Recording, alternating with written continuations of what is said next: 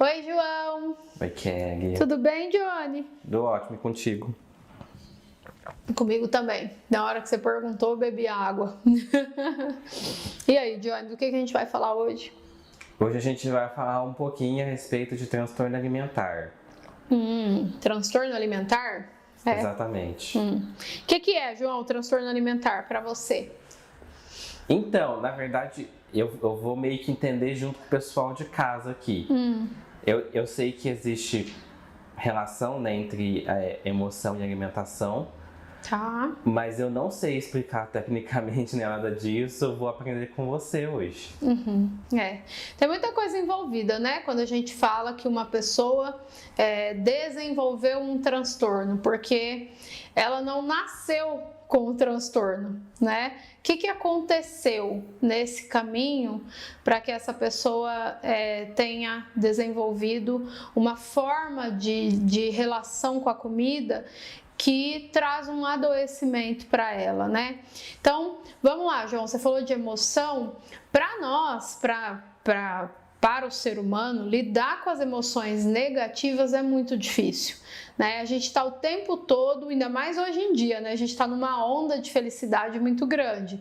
Todo mundo tem que estar muito feliz sempre, muito bem sempre, e ninguém mais quer trabalhar com coisas que não gosta, e ninguém mais quer fazer o que não gosta, né? Mas o fato é que ser humano envolve emoções positivas e emoções negativas. Então, as emoções negativas são sempre causas da gente querer fugir, né, delas. Então, o medo, o tédio, a raiva, o nojo, todas as vezes que a gente está sentindo isso, e aí lembrar, né, tem vídeos aqui que a gente fala, primeiro temos a emoção aqui na base do nosso cérebro, essa emoção causa um desconforto no corpo, né, e aí depois a gente se comporta com isso. Então, toda vez que a gente sente esse desconforto, a gente tem uma tendência à fuga. Para quê? Para não ter que passar por isso. Eu não quero sentir tristeza, não é gostoso estar com raiva, a gente tem uma tendência a ter comportamentos agressivos. Tédio é um tédio, né? Já diz a palavra. Ninguém gosta, a gente gosta de sentir prazer, a gente não gosta de ficar sentindo dor. E daqui a gente começa a pensar, tá, então o que a gente quer sentir? A gente quer se sentir bem, a gente quer sentir prazer, né? E para sentir prazer, nós vamos ao longo da nossa existência, a criança já pequenininha vai aprendendo que existe coisas que a gente pode fazer que vai despertar em nós o prazer. E essas estratégias que a gente busca para parar de sentir as emoções negativas ou sentir as positivas, nem sempre são estratégias que a longo prazo vai ter um resultado positivo, por exemplo, em nossa saúde. E o transtorno de compulsão alimentar, ele é um desses, né? Então, por exemplo, eu tô com raiva agora, ou eu tô muito triste agora. Por que eu não ligo para um amigo? Por que eu não vou pro shopping? Por que eu não vou fazer uma caminhada? Por que de repente eu não faço uma maquiagem, eu não vou ao salão, né? Tem muitos porquês que eu não vou fazer isso. Às vezes eu até ligo para um amigo, mas aí ele não pode falar naquele momento, ou ele não é tão receptivo com o que eu tô sentindo. E aí, veja, eu tenho mais um problema, né? Agora eu preciso lidar com o que eu tô sentindo e ainda com o sentimento de rejeição do outro, que para nós também é muito complexo.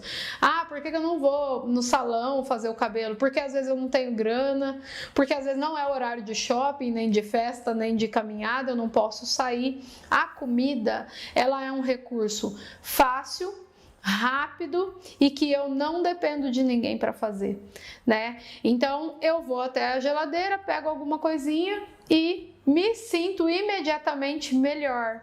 Por quê? Porque eu sinto prazer quando eu me alimento. Eu sinto coisas diferentes do que eu estava sentindo ali na angústia anterior. E nesse nosso primeiro momento aqui, parece um comportamento bastante inocente, não parece um comportamento que vai nos levar a um transtorno alimentar, a um problema de saúde a longo prazo, né? Só que a questão, gente, é que o nosso cérebro, ele aprende, né? E hoje o que é um recurso rápido, fácil e inocente vira um hábito, e um hábito nos leva a um vício, e os vícios são muito complicados, né? E a gente fala muito dos vícios em droga, dos vícios em álcool, em medicamento, em jogos, em compras, mas o vício no alimento, ele é tão danoso quanto. E aí, só que a gente não percebe essa marcação que a gente faz, né? De, fiquei triste, como? Porque o cérebro aprendeu, toda vez que eu ficar triste, nervosa, tediada, eu vou buscar o mesmo recurso. E aí lembra, para eu sentir prazer quando eu tô falando de vício, eu preciso de mais. Então, eu preciso de mais comida, eu preciso ir mais vezes à geladeira. E isso vai gerando, a longo prazo, algo que depois a gente vai chamar de transtorno compulsivo alimentar. E aí, assim, por que a gente sente prazer quando a gente come? Comer é prazeroso quando a gente pensa, né, na questão de nutrir o corpo e tal, mas tem uma questão sócio-histórica aí e tem uma questão cultural também, né? Observa todas as comunicações ao nosso redor que vai reproduzir momentos de alimentação, as pessoas estão sempre muito felizes, né? Então, se eu tô muito contente, eu vou comemorar, ou eu vou comer ou eu vou beber, né? Ou as duas coisas juntas. Então, a cultura também interfere nesse nosso comportamento, né? Diferente lá do álcool e da droga, que a sociedade vai ter uma tendência a achar que é negativo também a longo prazo, a comida não, a comida é bem aceita, né? A comida pode, é legal. E assim, é um vício muito autorizado, eu diria, né? Então, tem esse componente da cultura também que vai alimentando na gente a ideia de que se você quer se sentir melhor, coma, né? Se você quer comemorar, coma. É Natal, come. É Dia das Mães, come. Qualquer data festiva, come. Então, tudo ao nosso redor tem uma comunicação muito forte do quanto o alimento nos traz bem-estar, sentimento positivo. Aproveitando que você já deu a deixa aí que você falou a respeito da questão da cultura, Kelly, vamos trazer uma opinião de uma nutricionista. O nome dela é Adriele Prado, tá bom? Ela vai falar um pouquinho, relacionar a alimentação, né, e a questão das nossas emoções, principalmente ansiedade, e também vai dar uma pincelada nessa questão da cultura. Vamos conferir. Vamos ouvir, Adriele. A nossa geração é uma geração muito estressada, é uma geração muito ansiosa. A gente não tem paciência de esperar, a gente quer tudo para ontem. Isso gera frustração. E a gente tem uma mania muito comum, que na verdade foi a sociedade que nos ensinou a ser desse jeito, a lidar com a fome emocional. Então, você sempre vai ouvir essa fome emocional através do alimento conforto. Seja no lado positivo, de você ter conquistado alguma coisa e você quer comemorar com o alimento, ou seja, através de uma frustração. Você passou um estresse muito grande na família, você reprovou numa prova, você trabalhou demais naquela semana, você tem aquela sensação de, eu mereço. Eu mereço tomar um chopp com meus amigos. Eu mereço comer um bolo de chocolate. Eu mereço comer algum alimento conforto que você goste muito. Então, a gente aprendeu a ter esses momentos. Porém, é uma coisa complicada de falar, evite comer o alimento X e coma o alimento Y. Porque se a gente não entender quais são nossas emoções, nada vai resolver. Então, não adianta nada falar para você comer o alimento Y, porque você vai continuar tendo os mesmos problemas. Você vai continuar descontando suas emoções naquele alimento. Então, a primeira fórmula que a gente deveria ser feita é colocar suas emoções no papel. Então, o que eu gosto muito de trabalhar com os pacientes é o nosso diário alimentar. Comer um alimento que você estava se sentindo frustrada, que você estava comemorando alguma coisa, coloca no papel. Coloca no papel o que você comeu e o que você sentiu a comer aquele alimento. Por que você comeu aquele alimento? A gente vive muito no automático e às vezes fazer essas coisas, essas atividades, faz o seu cérebro entender por que você está fazendo aquilo. Então, se você colocar no papel por que você está comendo um chocolate, você vai começar, peraí, por que eu estou comendo aquele chocolate? O que eu senti comendo aquele chocolate? Eu queria realmente comer o chocolate, estava com vontade de comer o chocolate, ou foi minha fome emocional falando mais alto. Então, fazer essas atividades, por mais bobas que pareçam que sejam, elas fazem muita e muita diferença. E é claro, cuidar de você como um todo vai fazer você ficar um pouquinho mais alerta em relação ao estresse, à sua ansiedade, a tudo.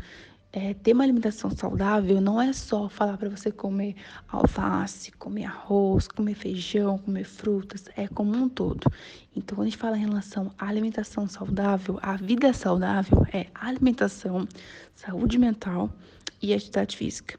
Fazendo essas 3 coisas é o verdadeiro segredo para melhorar a nossa ansiedade e o nosso estresse. Ela fala da fome emocional, né? Primeiro aproveita para agradecer a participação aqui. A gente espera você aqui pessoalmente, né, João? Com certeza. Ela fala da fome emocional, né? E ela fala também em alguma medida, acho que ela fala do jeito dela, né, João? Do que a gente fala muito aqui no canal, que é o autoconhecimento, né? Quando ela diz, olha, tá, você vai comer o chocolate, mas por que você está comendo esse chocolate, né? E no geral, nós temos uma tendência por que eu estou dizendo do autoconhecimento? A gente tem uma tendência a dizer, porque eu gosto, né? Porque eu estava nervoso, porque eu estava feliz, eu mereci um chocolatinho agora, né? Mas veja, não aprofunda, né? A gente não sabe responder por que a gente precisa do chocolate se a gente não está com fome naquele momento. Né? A gente não sabe responder por que a gente não pode confraternizar com os nossos e comemorar coisas e não comer nada nesse momento. A gente não sabe falar disso, né? E quando ela fala da fome emocional, piorou, porque assim, se eu busco esse recurso, porque eu não consigo lidar com um dia mais do mesmo, assim, tedioso, não tenho nada para fazer, então eu vou comer alguma coisa, né? Eu não dou conta de lidar com isso, eu não dou conta de lidar com os momentos de raiva ou de tristeza. Veja, eu tô deixando de olhar para alguma coisa que está acontecendo comigo e eu tô colocando um chocolate na frente, né? E quando alguém me pergunta por quê? Porque eu gosto, né? Então eu acho que em alguma medida ela fala da importância do autoconhecimento que a gente tanto diz aqui, né? Eu preciso me conhecer, eu preciso conhecer quais são as minhas dificuldades que me levam a esse comportamento que virou um hábito, que virou um vício, né? Eu preciso compreender por que para mim é tão difícil suportar um momento de dor, né? Kelly, mas é difícil para todo mundo. Gente, mas não tem vida boa com atalho. Eu canso de dizer isso aqui para vocês. Hoje é um atalho. Eu vou lá e calo as minhas emoções com comida. Amanhã eu tenho que tratar a obesidade. Amanhã eu tenho que tratar o diabetes. Amanhã eu não saio mais na rua, né? Porque eu tô com vergonha do meu corpo. Amanhã eu tenho crises de ansiedade. A gente já vai caminhar para isso. Então, assim, por que eu como chocolate? Né? Eu preciso ter autoconhecimento para eu responder essa pergunta. E acho que a nutricionista, em alguma medida, deixa isso aí para a gente pensar. Já tem um tempo que a gente faz alguns vídeos e a gente cita a influência que o meio tem na nossa vida. E quando você falou da questão cultural e ela veio e falou de novo, né? Eu tô comemorando, eu vou comer alguma coisa. Estou triste, eu mereço comer alguma coisa legal. Isso é cultural também. E tudo que é do cultural é do meio, né? Sim. A gente cresce aprendendo. E aí, quando chega lá em cima, você fala, a gente não aprofunda. É porque a gente aprendeu que é só legal, é só gostoso. E a gente tá se destruindo fazendo isso, né? Não sei se sem perceber, né? Acho que cada vez mais a gente percebe, mas a dificuldade que é parar, né, João? Essa autodestruição.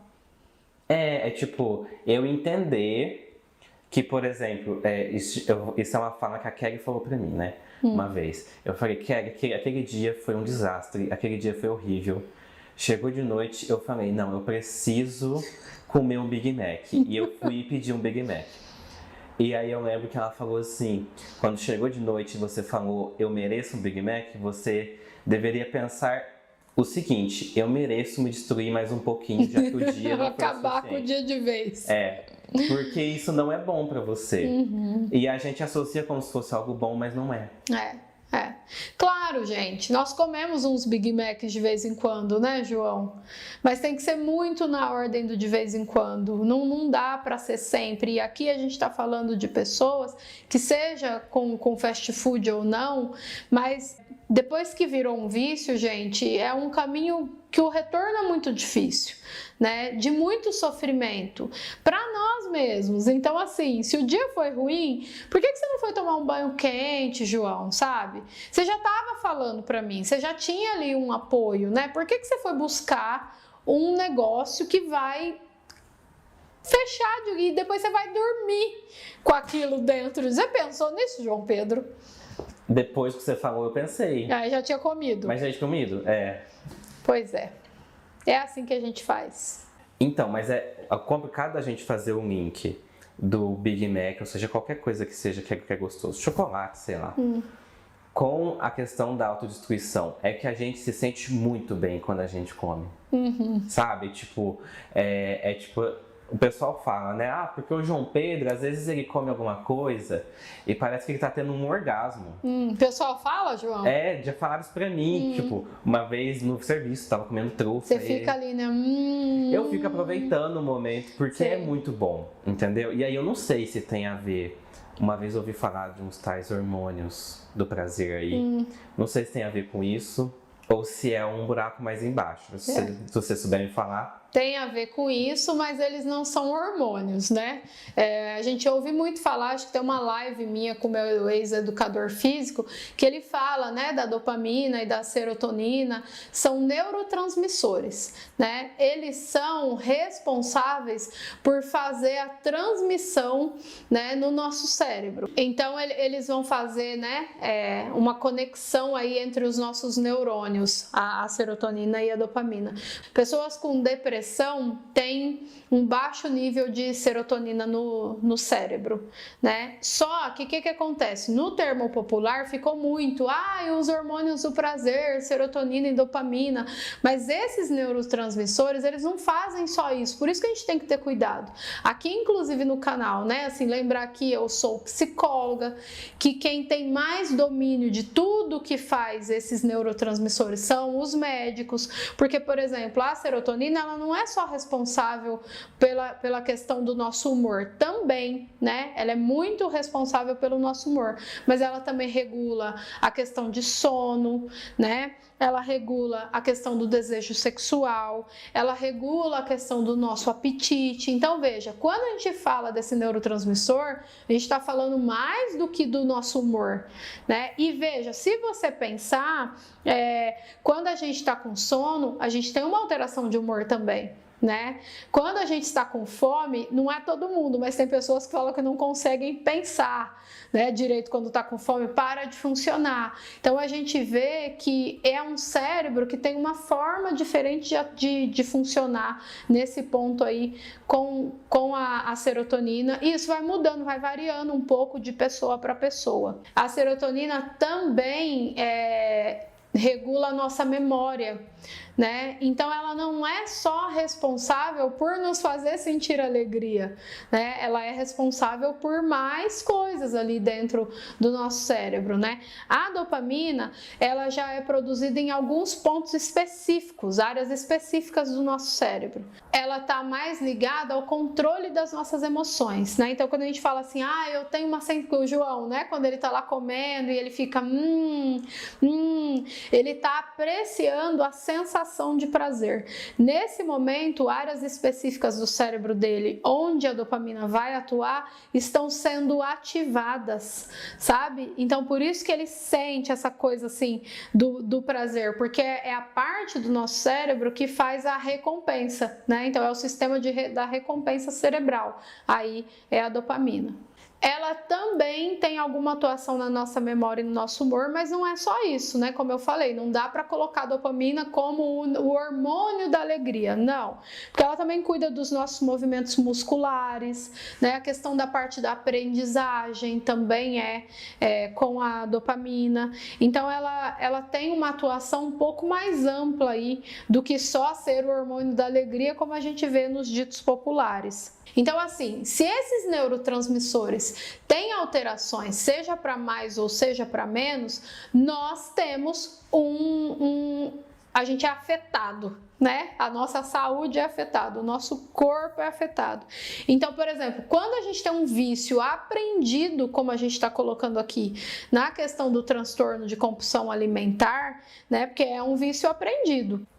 Essas alterações começam a acontecer no nosso cérebro. Então, esses dois neurotransmissores, eles começam a se elevar ou se diminuir.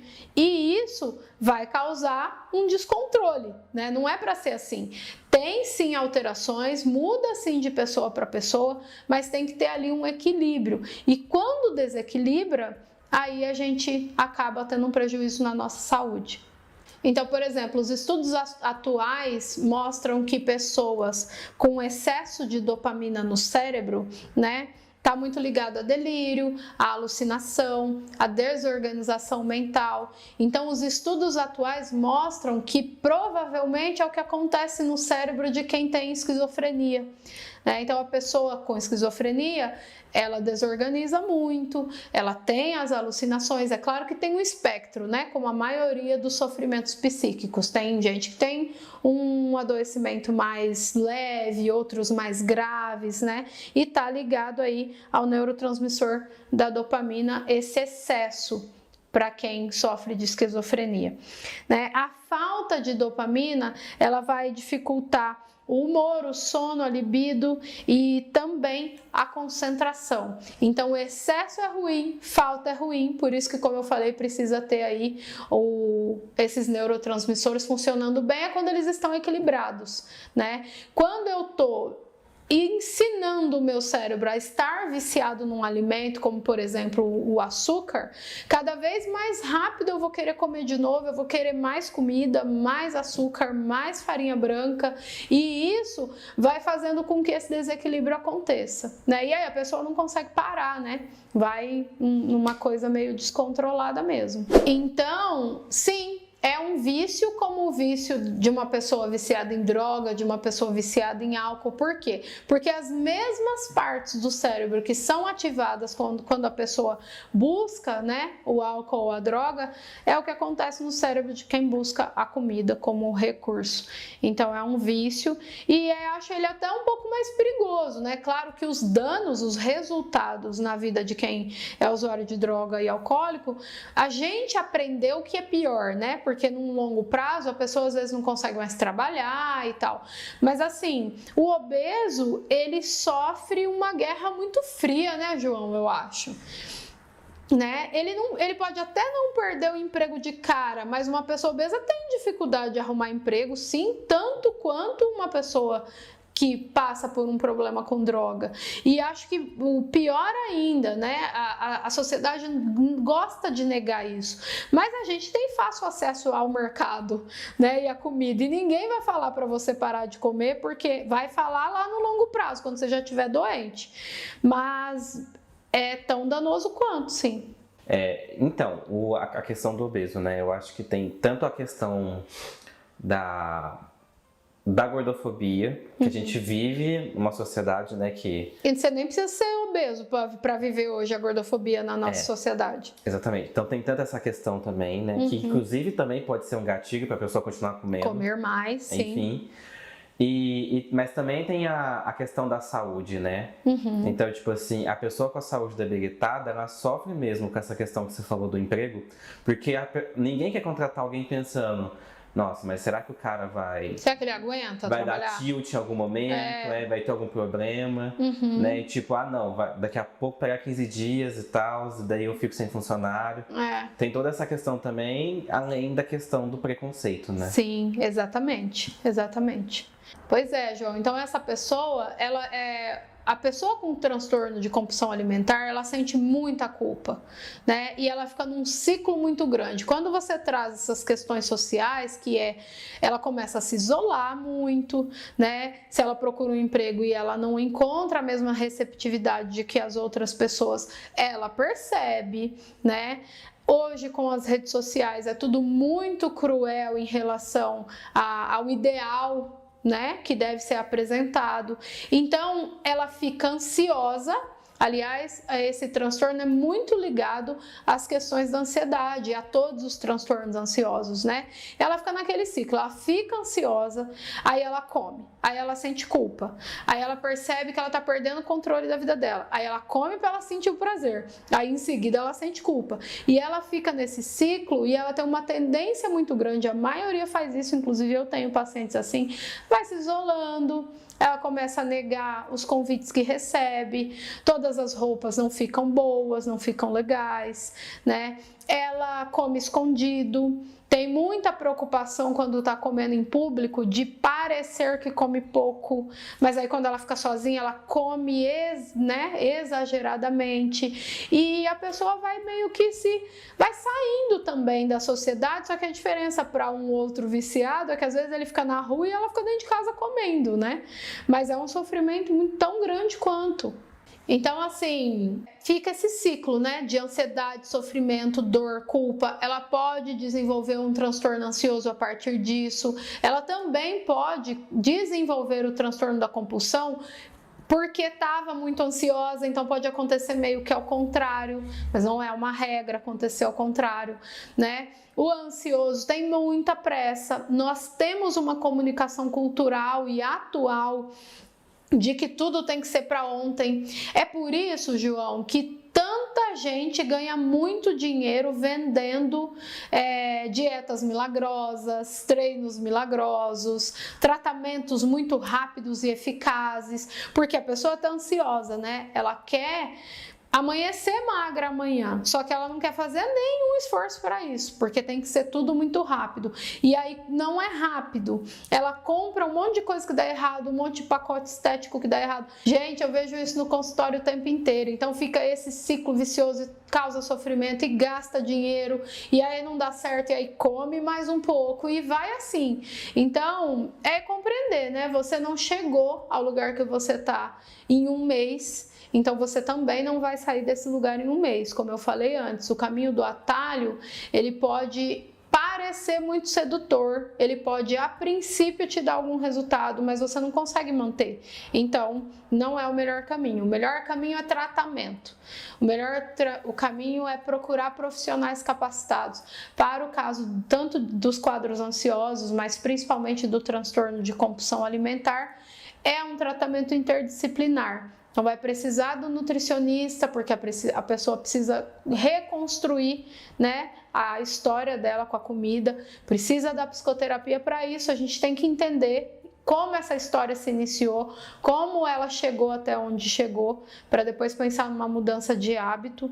O cérebro aprende coisas prazerosas muito mais rápido, é claro, né? Mas ele também pode aprender um caminho diferente desse, que pode parecer muito sofrido no início, mas que vai valer a pena a longo prazo, e precisa do endócrino, né? Para poder ver aí como que o corpo está funcionando, fazer todos os exames. Então é um tratamento interdisciplinar, e como a nutricionista falou no áudio, envolve uma boa alimentação, cuidado com a saúde mental e atividade física, né? É a tríade para uma boa vida, para uma vida mais equilibrada, independente de qual seja o transtorno. Quer dizer alguma coisa, João? O vício não, né? A sensação que a comida traz pra gente é muito boa. Mas eu acho que a gente se cuidar a longo prazo traz um sentimento muito mais gostoso. Sim, só que é muito difícil controlar a gente mesmo, porque o nosso cérebro, ele vai fazer de tudo para conseguir o prazer imediato. É assim desde que a gente está ali ainda se formando na barriga e cresce, vai se desenvolvendo, né? Então é uma coisa que envolve um compromisso com você mesmo. Não vou dizer que é fácil não, mas sim, não tem nada de imediato que te dê grandes resultados e resultados satisfatórios, né? Qualquer coisa que você construiu aí na sua vida, pensa aí, que é você que está assistindo ou ouvindo pelo podcast, qualquer coisa que você construiu que tem relevância para você, eu não vou nem dizer para outras pessoas, porque não importa. Provavelmente você não fez isso com um ato simples, como é pegar pegar um alimento e colocar na boca. Não foi simples assim, né? Foi uma construção, você precisou investir energia ali, gastar o seu tempo, dedicação para cuidar de você, e que é o mais importante, também é assim. A comida é a nossa nutrição. Ela não é um recurso para cuidar das nossas emoções. Para cuidar das nossas emoções, a gente tem que passar por um processo de autoconhecimento, né? Uma meditação, tem que cuidar do nosso corpo com atividade física, tudo isso que a gente já falou aqui. Certo? Certo. Um beijo, até a semana que vem. Tchau, João. Tchau, Kelly. Tchau, tchau.